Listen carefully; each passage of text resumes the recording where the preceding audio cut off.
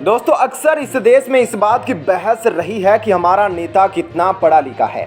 कभी कभी तो नेताजी लोगों का सर्टिफिकेट भी मांग लिया जाता है और जिनके पास है उनका मामला तो सही है, लेकिन जिनके पास नहीं है वे बचते फिरते हैं। खैर दोस्तों, ये बात की बात है, उत्तर प्रदेश में इस समय राजनीति अपने चरम पर है। इसी के साथ ही कुछ ऐतिहासिक पन्ने भी पलटे जाने लगे हैं और एक पन्ना हाथ लगा है, उसका नाम है यूपी के मुख्यमंत्री।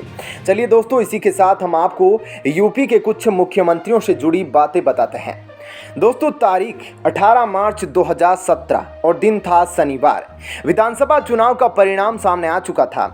बीजेपी प्रचंड बहुमत के साथ जीत चुकी थी। दोस्तों हल्की सर्दी के साथ प्रदेश का माहौल इस बात से गरमाया हुआ था कि आखिरकार बीजेपी की आलाकमान किसे यूपी की गद्दी सौंपती है। उधर राजनीतिक पंडित अपनी इस धुन में थे। सारी अटकलों की हवा तब निकल गई जब बीजेपी ने एक मठ के महंत को यूपी की गद्दी सौंप दी। फिर क्या था, लोगों ने ना आव देखा ना ताव और सभी लोग सर्च इंजन पर यह ढूंढने लग गए कि महंत आखिरकार कितने पढ़े लिखे होते हैं। दोस्तों वैसे सरकार के लिहाज से ग्रेजुएट की सरकार सबसे अच्छी रही है।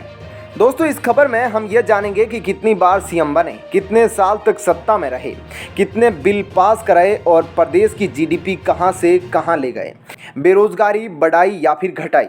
दोस्तों किसी भी राज्य की सबसे बड़ी टेंशन बेरोजगारी और गरीबी है और यह एक ही सिक्के के दो पहलू है। दोस्तों वैसे तो देश में बेरोजगारी 1993 से जारी होना शुरू हो गई थी। इससे पहले के आंकड़े आपको किसी भी कागज के ढेर में नहीं मिलेंगे। चलिए दोस्तों अब आपको पढ़े लिखे मुख्यमंत्रियों की लिस्ट से वाकिफ कराते हैं। दोस्तों मुलायम सिंह यादव एमए किए हुए हैं, मायावती बीए बीएड एलएलबी है, अखिलेश यादव बीई के साथ पोस्ट ग्रेजुएट है, योगी आदित्यनाथ बीएससी किए हुए हैं। दोस्तों यह है वे नेता जिनकी गिनती उन पढ़े लिखे नेताओं में की जाती है। दोस्तों यूपी की सियासत में एक समय ऐसा भी आया जब बच्चों की जुबान पर अपने मुख्यमंत्री का नाम सुना गया। वह है मुलायम सिंह यादव। साल 1989 से 2003 के बीच यूपी के 3 सीएम रहे मुलायम सिंह का सपना पहलवान बनने का था, लेकिन जब सियासत के अखाड़े में आए तो ऐसा लगा कि इनसे कोई पंगा ले नहीं सकता। मुलायम सिंह राज नारायण खेमे के प्रमुख नेताओं में से एक थे, जिन्होंने रायबरेली के 1977 के लोकसभा चुनाव में इंदिरा गांधी को हराया था। उन्होंने आगरा यूनिवर्सिटी में पॉलिटिकल साइंस से एमए किया।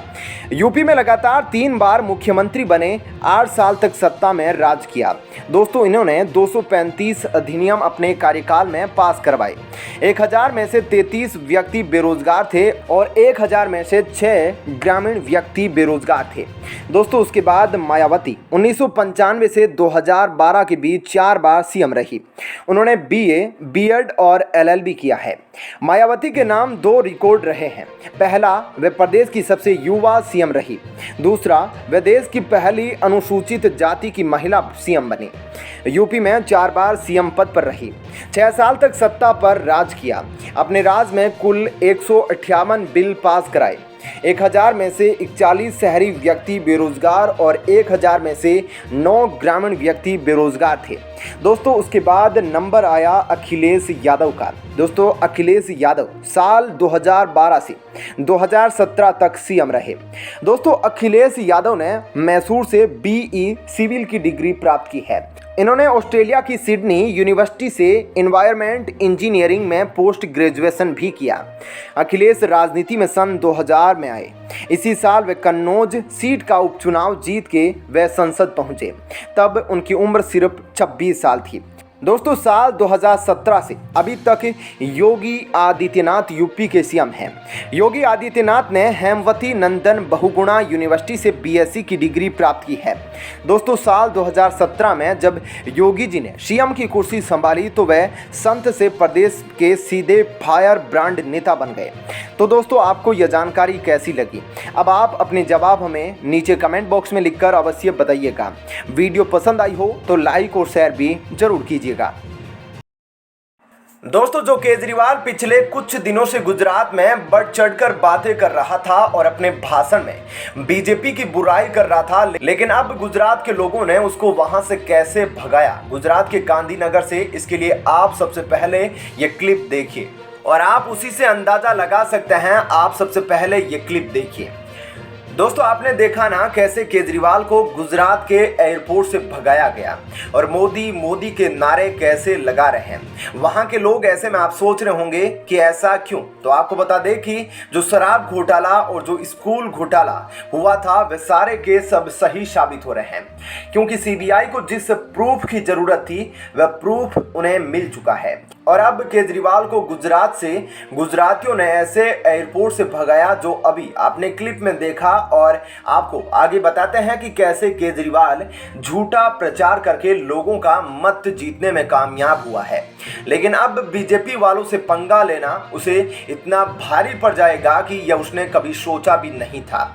तो आपको बता दें कि दोस्तों अब बीजेपी लगातार उसके खिलाफ सारे प्रूफ जुटाने में लगी हुई है, यानी कि सीबीआई की मदद से यह बीजेपी ने उसको जाल में फंसा लिया है दोस्तों। और केजरीवाल जिस तरह से गुजरात में प्रचार कर रहे हैं उसको यह कॉन्फिडेंस जरूर है कि वह गुजरात में जीत जाएंगे, लेकिन सच्चाई यह है कि वह बस जुमलेबाजी कर रहे हैं। आपको बता दें कि केजरीवाल सरकार में बैठे मनीष सिसोदिया जो अब लगभग जेल जाने की कगार पर है, कुछ ही दिनों में उसे जेल भेज दिया जाएगा। तो आप सबको पता चलेगा, क्योंकि आप सबको हम अपने चैनल के जरिए अपडेट करेंगे।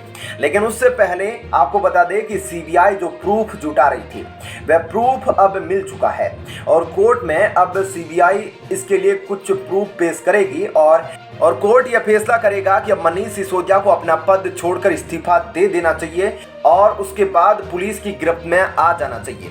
यह सारी बातें अब कोर्ट बताएगा, लेकिन उससे पहले आप कमेंट करके बताइएगा कि क्या गुजरात में केजरीवाल जीत जाएगा? क्या आम आदमी पार्टी की सरकार जिस तरह से पंजाब और दिल्ली में बनी है वह गुजरात में बनेगी? यह हम आपसे पूछना चाहते हैं, इसलिए आप इसके बारे में अपनी राय जरूर बताइएगा कमेंट बॉक्स में, क्योंकि यह एक तरह का सर्वे है और जितनी ज़्यादा संख्या में आप कमेंट करेंगे एक बड़ा सर्वे सामने आएगा और पता चलेगा कि किसकी गुजरात में विजय हो रही है। हालांकि हमारी माने तो किसी के गढ़ में जाकर उसे हराना बहुत ही मुश्किल काम होता है, लेकिन यह संभव भी है। लेकिन केजरीवाल जैसे नेता के लिए यह संभव नहीं है, क्योंकि वह जुमलेबाजी और बातें भाषण ऐसे करता है कि सच में ऐसा करके दिखाएगा, लेकिन ऐसा कुछ नहीं है। दोस्तों दिल्ली में हम मानते हैं कि उसने विकास किया है, लेकिन दिल्ली का आप देखो तो यहाँ कृषि से रिलेटेड अगर कोई अनुदान देना होता है किसानों को या फिर स्कूलों की बात करें तो ना ही यहाँ पर ज़्यादा सरकारी स्कूल है, बल्कि यहाँ सिर्फ लिमिटेड ही स्कूल है। केजरीवाल कम एरिया वाले स्टेट के सीएम हैं, इसलिए यहाँ पर डेवलपमेंट पॉसिबल था और उन्होंने किया। लेकिन पंजाब में देखो दोस्तों वे लगातार फेल हो रहे हैं और क्या क्या कांड हो रहा है पंजाब यूनिवर्सिटी, चंडीगढ़ यूनिवर्सिटी में, जिससे सब वाकिफ है।